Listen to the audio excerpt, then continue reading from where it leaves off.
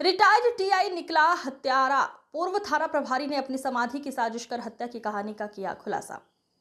अपने सगे समधी से बदला लेने के लिए समधी ने एक निर्दोष आदमी की हत्या करवाकर लाश को समधी के खेत में फेंक दिया। मामला नरसिंहपुर के करेली थाना का है, जहां आरोपी शंकरलाल झारिया, जो पुलिस विभाग से इंस्पेक्टर के पद से रिटायर हुए हैं, उनके बेटे की बहू ने शंकरलाल और उनके बेटे पर दहेज प्रथा के तहत मामला दर्ज कराया था। और इसी बात से नाराज शंकरलाल झारिया ने अपने बेटे के ससुर अमोल झारिया को फंसाने के लिए करेली थाना अंतर्गत खुलरी गांव के रहने वाले नारायण काछी की हत्या कराकर उसकी लाश अपने समधी के खेत में फेंकवा दी। मामला हत्या से जुड़ा हुआ था, तो करेली पुलिस ने मामले की बारीकी से जांच पड़ताल की तो पता चला कि मृतक नारायण सिंह काची खुलरी का रहने वाला है।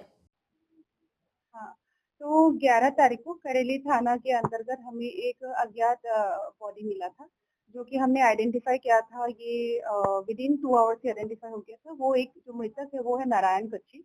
उम्र लगभग उसका 45 के आसपास होगा।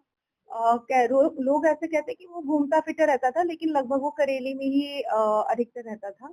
तो उसमें हमारी टीम ने, खासकर प्रियंका केवट के उसमें लीडरशिप में, जो थाना प्रभारी है, बहुत ही अच्छा काम हुआ कि 24 घंटे के अंतर्गत वो मर्डर ना के उसको आइडेंटिफाई किया गया, पूरा ट्रैक किया गया है। तो इसमें विवेचना में ऐसा पाया गया है कि इसमें जो मुख्य आरोपी है वो शंकरलाल झारिया बोल के एक इंसान है, जो पुलिस विभाग से रिटायर्ड इंस्पेक्टर है। तो उसके रिटायरमेंट होने के 3 साल लगभग मिनिमम हो गए हैं।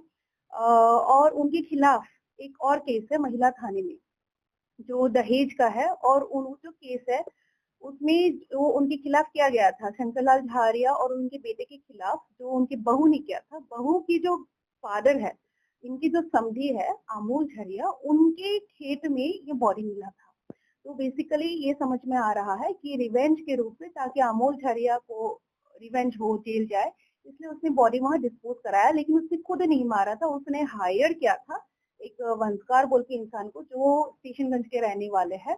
उसको उसने पैसा दिया था, कैश दिया था, और उससे फिर रॉड से उसने उसको मारा।